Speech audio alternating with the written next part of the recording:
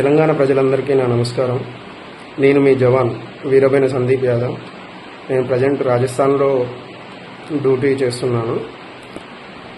నేను చెప్పదలుచుకుంది ఏమిటంటే, మొన్న రీసెంట్గా ఈరేటి మహేష్ యాదవ్ గారు అమరుడు కావడం జరిగింది.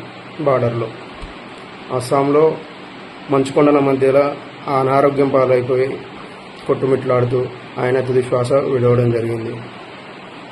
అయితే మన జవాన్ కుటుంబానికి కానీ వాళ్ళకి రెస్పాండ్ కానీ గవర్నమెంట్ ఏ విధంగా కాలేదు, ఏ విధంగా సహాయం చేయలేదు.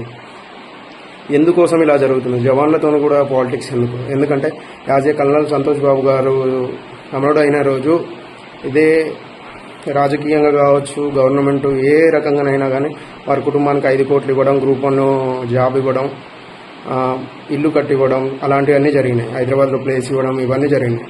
కానీ ఈరోజు ఈరేటి మహేష్ యాదవ్ అనే జవాన్ ప్రాణానికి 1% అంటే 1% కూడా అందులో ప్రియారిటీ ఇచ్చింది లేదు. మీరందరూ గమనించగలరు ఈ విషయాన్ని.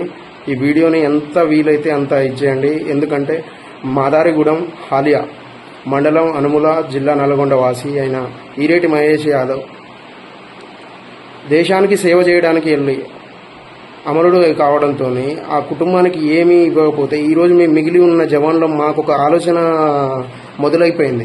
ఒక భయాందోళనకు గురి కావాల్సి వస్తుంది. అంటే బార్డర్లో పాకిస్తాన్ వాళ్ళతో భయం కావట్లేదు, మాకు ఈ రాజకీయ నాయకులతో భయం అవుతుంది. ఎందుకు భయం అవుతుందంటే, నా తోటి జవాన్కు ఇలా అయితే ఆ కుటుంబానికి వెన్నుదన్ను నేనుంటానని చెప్పే ఒక్క మనిషి లేకుండా ఈ తెలంగాణ రాష్ట్రం ఇట్లా ముందుకెళ్తుందా అని భయం అవుతుంది. రేపటి రోజు నాకే ఇలా జరిగితే నా కుటుంబానికి అండదండలు ఎవరు అనే విషయంలో భయం అవుతుంది.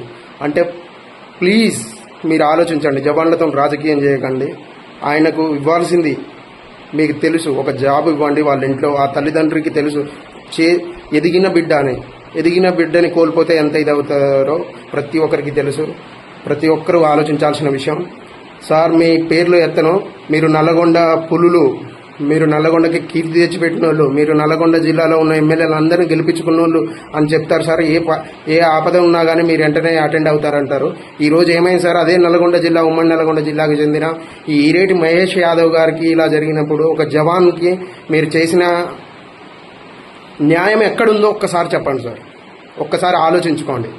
జై జవాన్, జై కిసాన్, జై హింద్.